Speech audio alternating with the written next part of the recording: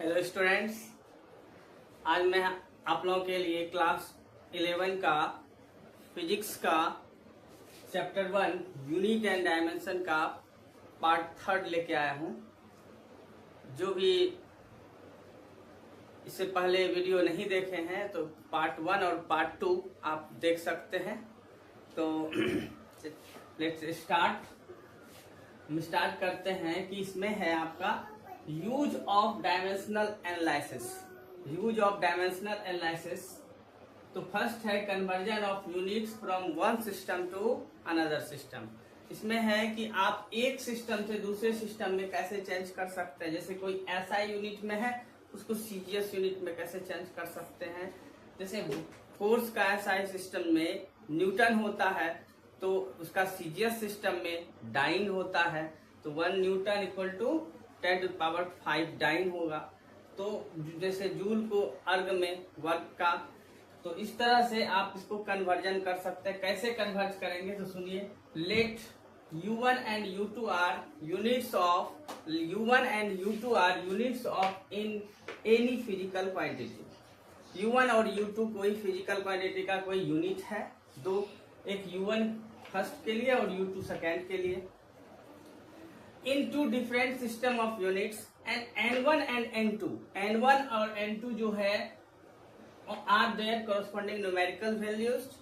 N1 and N2 उसका numerical values है, N1 first के लिए और N2 सेकेंड के लिए। तो Q इक्वल टू हमने पढ़ा है, Q equal to N1 U1 and N into U। N हो गया न्यूमेरिकल वैल्यू एंड U हो गया उसका यूनिट। तो Q equal to N1 U1 और जस्ट जब इसका इक्वल होगा तो N2 U2। तो फ्रॉम इसको इक्वेशन फर्स्ट मान लेंगे। अब देखिए कि let dimensional formula of the given physical quantity. Dimensional formula जो होगा MLT के फॉर्म में हम लेते हैं कि M पर A पावर ले, L पर B पावर एंड T पर C पावर। ये हमारा डायमेंशनल फार्मूला हो गया इधर। जो U1 के लिए M1 पर A पावर, L1 पर B पावर, T1 पर C पावर, और U2 के लिए M2 पर A पावर, L2 पर B पावर और T2 पर C पावर। तो शर्तों का वैल्यू हम इक्वेशन फर्स्ट में रखेंगे तो देखेंगे कि क्या होगा। इसे आप नोट डाउन करिए। To N1 U1 equal to N2 U2। तो हम इसमें वैल्यू रखेंगे U1 का।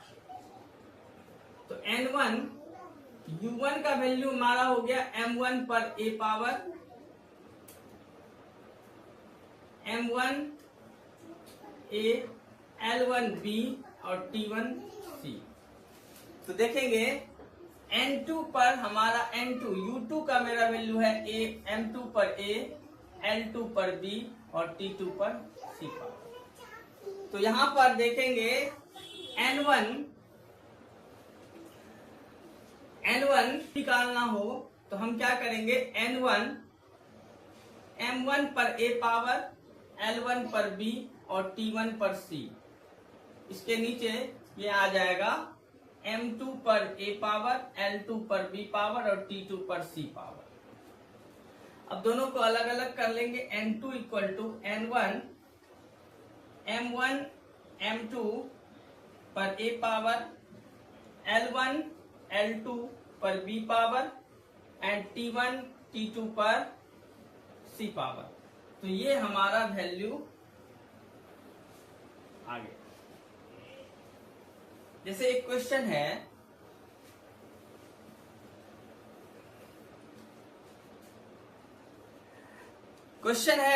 कन्वर्ट 1 जूल टू अर्ग। जैसे क्वेश्चन एक एग्जांपल है, कन्वर्ट 1 जूल टू अर्ग। अब यहां पर देखेंगे कि जूल को से अर्ग में हमें कन्वर्ट करना है। तो सबसे पहले हम जानेंगे कि जूल जो है किसका एसआई यूनिट है। यहाँ पर जूल एसआई यूनिट है और अर्ग सीजीएस यूनिट है। तो जूल किसका एसआई यूनिट है और अर्ग किसका सीजीएस यूनिट है। तो यहाँ पर समझेंगे कि जूल जो है वर्क का एसआई यूनिट है, जूल अर्ग का एसआई यूनिट है। तो यहाँ पर जूल एंड अर्ग का अगर हमें रिलेशन दर्शाना है, कन्वर्ट करना है जूल से अर्ग में, तो ये किसका है, वर्क का है एसआई यूनिट। वर्क का डायमेंशन क्या होगा, वर्क का डायमेंशन क्या होगा, वर्क इक्वल टू क्या होता है, force into displacement, force into displacement, force into displacement. अब यहाँ पर फोर्स के लिए फोर्स इक्वल टू क्या होता है, मास इंटू एक्सेलरेशन।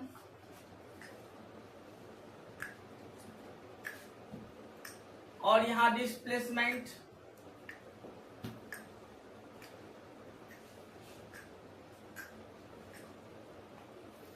अब यहाँ पर एक्सेलरेशन इक्वल टू क्या होता है, acceleration equal to the rate of change of velocity, मतलब velocity by time, change in velocity by time, change in velocity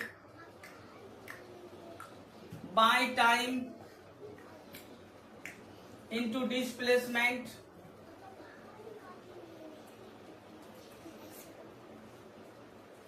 M हो जाएगा वेलोसिटी, वेलोसिटी होता है change in displacement by time, तो velocity होता है LT - 1 बाय टाइम का T और डिस्प्लेसमेंट का L। यहां पर हम देखेंगे M,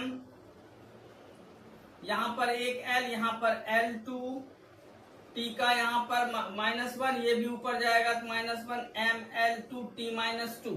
तो ये मेरा वर्क का डायमेंशन हो गया। तो नोट कर सकते हैं इसे। तो वर्क का डायमेंशन हमारा हुआ ML2 T -2।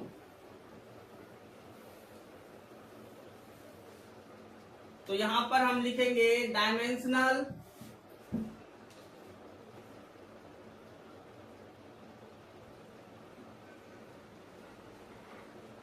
Formula of work equal to ML2 T -2, ML2 T -2। तो यहाँ पर अगर हम डायमेंशन की बात करें कि डायमेंशन A इक्वल टू क्या है, अगर कुछ नहीं है तो पावर 1 होता है, समझते हैं आप लोग कि डायमेंशन 1 हो गया, B के लिए 2 हो गया और C के लिए -2 हो गया। तो यहाँ पर आप फॉर्मूला लगाएंगे N2 इक्वल टू क्या होता है, N1 into M1 bye M2 पर A power, L1 bye L2 पर B power, T1 bye T2 पर C पावर होता है। क्योंकि यहाँ पर ये जो जूल है ये SI सिस्टम में है, SI सिस्टम में जूल होता है, वर्क का SI सिस्टम में जूल होता है। तो यहाँ पर हम N1 के लिए 1 मानेंगे, क्योंकि हमें 1 जूल निकालना है। N1 हो गया 1 जूल। M1 जो है जूल के लिए हो जाएगा 1 kg, L1 हो जाएगा 1 मीटर एंड T1 हो जाएगा 1 सेकेंड। तो यहां पर हम देखेंगे N2 इक्वल टू, इसके लिए 1 रखेंगे न्यूमेरिकल वैल्यू, और M1 के लिए और सीजीएस वैल्यू के लिए N2 तो हमें निकालना ही है। M2 जो है वो 1 ग्राम हो जाएगा, सीजीएस में ग्राम होता है। L2 के लिए सेंटीमीटर हो जाएगा और T2 के लिए 1 सेकेंड हो जाएगा। तो तो हम यहाँ N2 बराबर क्या लिखेंगे, N1 के लिए 1, M1 के लिए 1 kg और M2 के लिए 1 ग्राम पर पावर A है। तो पावर A में आप देखेंगे यहाँ पर क्या है लिखा हुआ 1, उस पर 1 पावर लिखेंगे। L1 के लिए हो गया 1 मीटर 1 सेंटीमीटर M2 और B पावर यहाँ पर 2 हो गया। और T1 के लिए भी 1 सेकेंड, T2 के लिए भी 1 सेकेंड। माइनस C में है क्या, -2 है तो लिखेंगे यहाँ -2। B के लिए यहाँ 2 रखे हैं तो 1 सेकेंड यहां से कैंसिल आउट हो गया। N2 इक्वल टू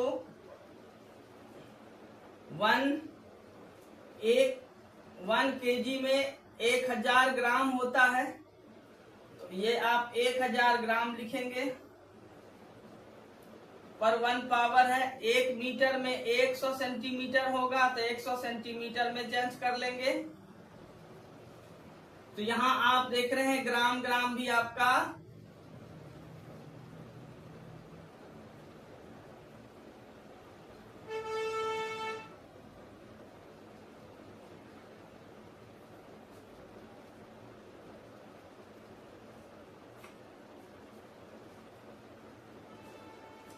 तो यहां पर आप देखिए कि 1000 को आप क्या लिख सकते हैं, 10 to the power 1 to 3 power लिख सकते हैं और यहाँ पर 10 टू द पावर 2 हो जाएगा। 2 के ऊपर भी 2 है तो आप 3 पावर और 10 to the power 4 power.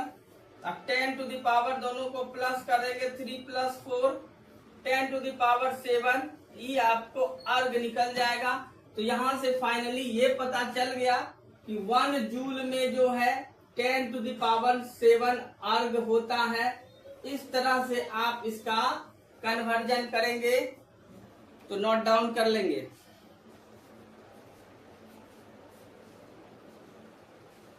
Dimensional correctness of an equation तो लिखेंगे टू चेक इसमें चेक करेंगे कि डायमेंशनल फॉर्मूला जो हम दोनों साइड लिख रहे हैं वो मेरा करेक्ट है या नहीं। तो टू चेक डायमेंशनल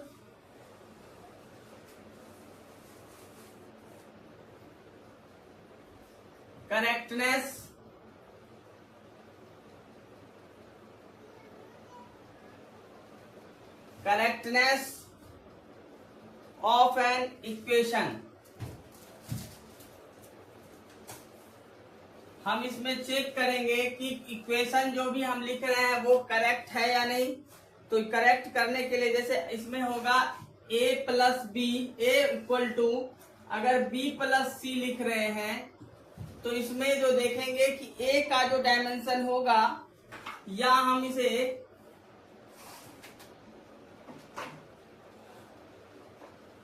तो इसको चेक करना है कि ये डायमेंशनल। तो इसका मतलब ये हुआ कि अगर a का जो भी डायमेंशन होगा वो b के डायमेंशन और c का डायमेंशन। इसका मतलब ये हुआ कि a का डायमेंशन जो होगा वो भी b का डायमेंशन होगा और वही c का डायमेंशन। क्योंकि हम अगर प्लस करते हैं जोड़ते हैं तो क्या करते हैं कि जो जैसे 5 मीटर है तो हम इसे 10 मीटर में ही जोड़ सकते हैं, प्लस कर सकते हैं, ये मेरा 15 मीटर हो जाएगा। लेकिन अगर आपको कहा जाए 5 kg में 10 मीटर जोड़ने के लिए तो क्या ये सही है? बोलेंगे नहीं, क्योंकि इसमें सबसे पहले यूनिट देखा जाएगा। यूनिट सेम होना चाहिए, सेम यूनिट में आप प्लस करेंगे। तो उसी तरह से आप समझेंगे कि लेंथ में ही जुटेगा या माइनस होगा,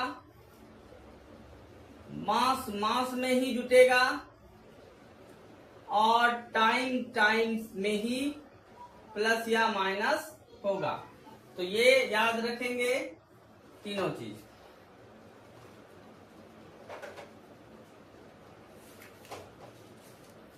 तो इसमें हम एक फॉर्मूला लेते हैं एक चेक करने के लिए। एक एग्जाम्पल लेते हैं।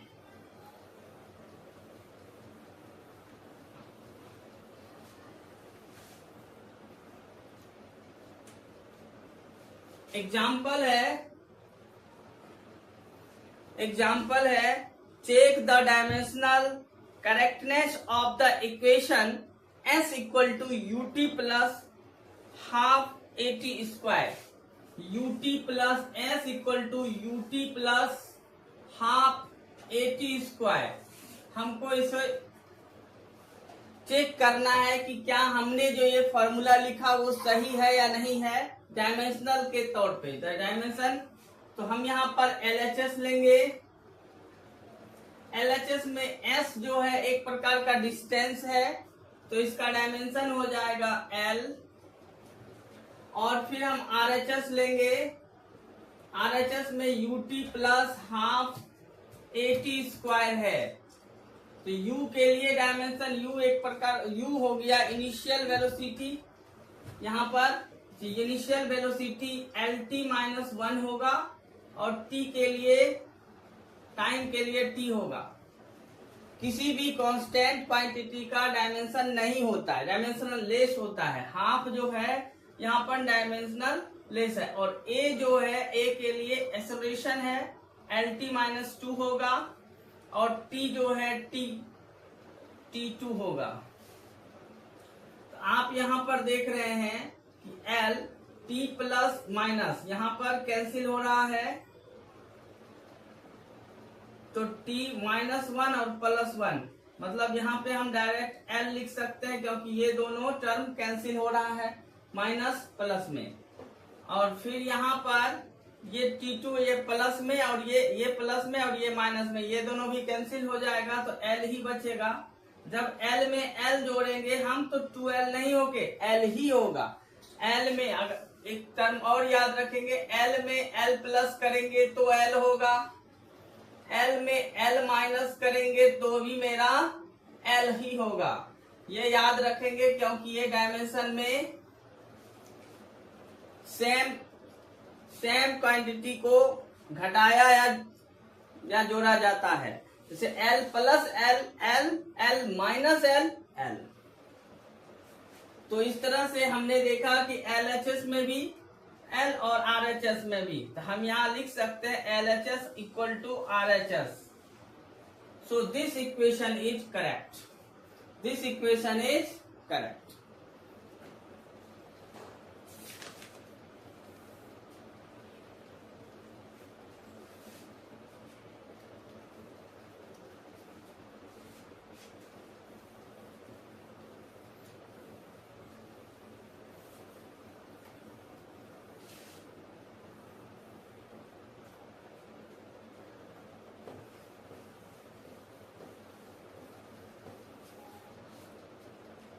अब C नंबर है आपका,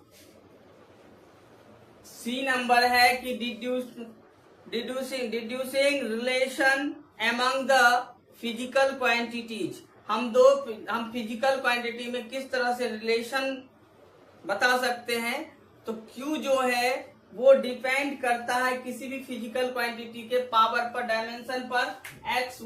डायमेंशन मान लेंगे XYZ, है ना। तो इस तरह से हम बोलेंगे Q जो है वो डिपेंड करता है XYZ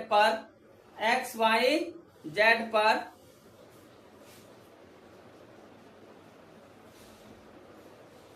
तो अगर हम लिखेंगे Q physical quantity Q proportional है X पर पावर A का, Q प्रोपोर्शनल है Y to the power B का, और Q प्रोपोर्शनल है Z to the power C का। अगर हम इस तरह लिखते हैं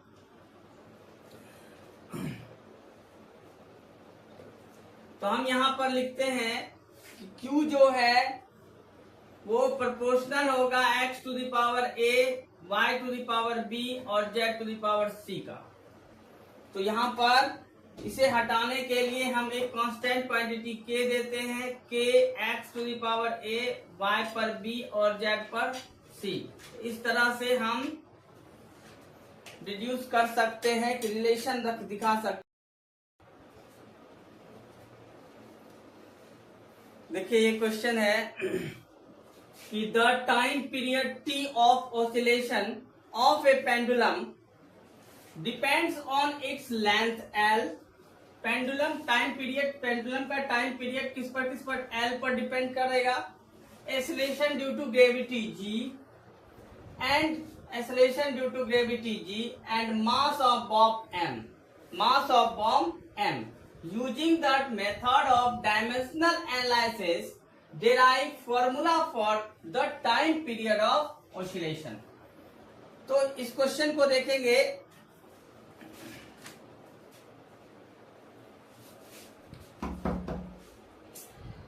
लेट, अगर हम इसे सॉल्यूशन करेंगे, इसका सॉल्यूशन लेट, ये जो टाइम पीरियड है वो किस पर डिपेंड करता है। टाइम पीरियड डिपेंड कर रहा है, टी जो है डिपेंड कर रहा है लेंथ पर, यहां पर प्रोपोर्शनल एल लेंथ पर, एक्सेलरेशन ड्यू टू ग्रेविटी जी पर और मास ऑफ बॉब एम पर।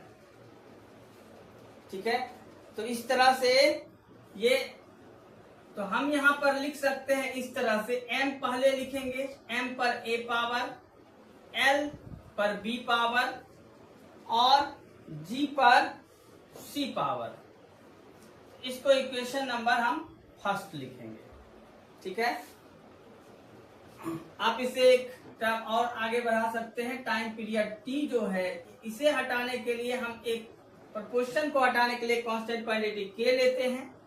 k m पर l a पावर, l पर b और g पर c पावर। आप इसे इक्वेशन नंबर फर्स्ट मान लीजिए। तो जगह नहीं रहने के कारण हमको मिटाना पड़ेगा इसको, तो चलिए इसको मिटा लेते हैं और यहां तक आप लिख लेंगे।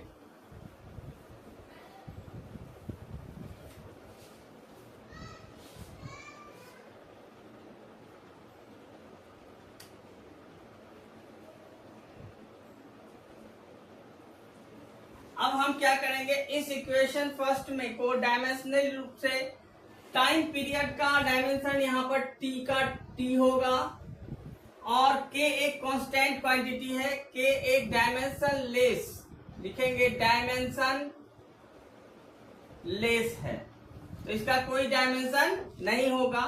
तो k इक्वल टू हम लिखेंगे m पर a पावर है, यहाँ पर m पर a पावर और L है, यहाँ पर L क्या है, लेंथ है, L लेंथ है, तो L पर यहाँ पर B पावर और G यहाँ पर एक्सेलरेशन ड्यू टू ग्रेविटी है। तो एक्सेलरेशन ड्यू टू ग्रेविटी, एक एक्सेलरेशन का LT-2 जो है इसका डायमेंशन होगा, इसीलिए हम यहाँ पर LT-2 पर पावर C लिखेंगे। तो t इक्वल टू m पर a पावर और यहाँ l पर b पावर, l पर यहाँ पर c पावर और t पर -2c पावर। तो time period t equal to,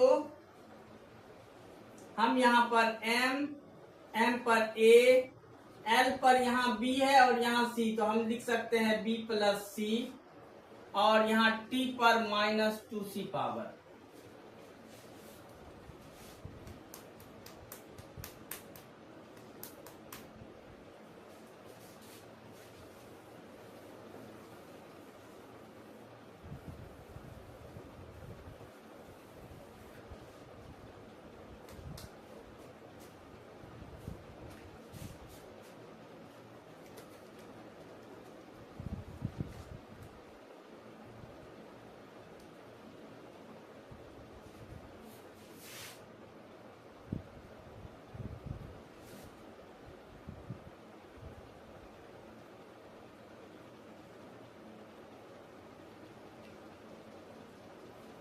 तो यहां पर देखेंगे, इसे हम इस फॉर्म में लिख सकते हैं, m0 L0 t equal to, इसे हम तो m पर a, l पर b प्लस c और t पर -2c लिखेंगे। तो यहाँ पर आप देखेंगे a जो है m पर, यहाँ पर 0 पावर, उधर m पर a पावर, तो हम लिख सकते हैं a इक्वल टू 0। b पर b plus c equal to, इस पर l पर b प्लस c और यहाँ l पर 0 पावर तो 0। और t पर देखेंगे नहीं कुछ तो 1 है और यहाँ 2c है, -2c, -2 इज इक्वल टू 1। यहाँ से हम c का वैल्यू निकाल लेंगे 1/2। अब इस c का वैल्यू हम b प्लस c वाला में रखेंगे, क्योंकि b प्लस c बराबर 0 होगा, तो c का वैल्यू -1/2 है, तो हम यहाँ पर b का वैल्यू निकाल सकते हैं 1/2। तो यहाँ तक लिखिए। और अब हम फ्रॉम इक्वेशन फर्स्ट में जाएंगे,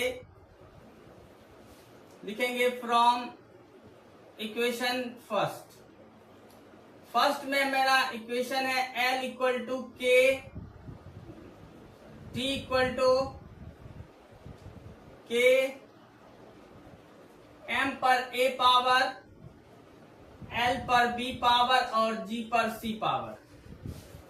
तो हम यहां पर लिखेंगे T इक्वल टू के,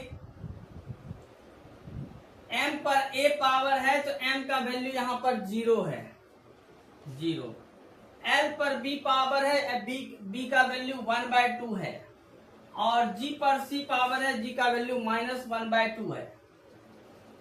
तो हम यहां पर लिखेंगे T इक्वल टू किसी भी क्वांटिटी पर अगर 0 पावर है तो 1 हो रहा है यहाँ पर, तो यहाँ पर m पर पावर 0, मतलब m का कोई वैल्यू यहाँ पर नहीं होगा, क्योंकि m 0 लिखेंगे तो हाँ, यहाँ पर देखिए l पर हाफ, और ये जब नीचे आएगा तो ये 1/2 हो जाएगा। तो t इक्वल टू के m, अगर हाफ होता है तो वो रूट अंडर हो जाता है L/G। तो हम यहाँ पर लिख सकते हैं k एक डायमेंशन लेस है, m तो 0 ही है, k रूट अंडर L/G। यहाँ पर k का वैल्यू लिया गया है, k एक कांस्टेंट है। एक्सपेरिमेंट जब किया गया तो उसमें से k का वैल्यू लिया गया, तो लिखेंगे एक्सपेरिमेंट करने के बाद जो है k का वैल्यू निकल के आया है, उस k का वैल्यू आया है on the basis of experiment, on the basis of experiment k का वैल्यू 2 पाई आया है, इसीलिए हम यहाँ पर t इक्वल टू लिखेंगे 2 pi root under L/G। Finally हमारा ये इक्वेशन निकल के आया। This is required formula,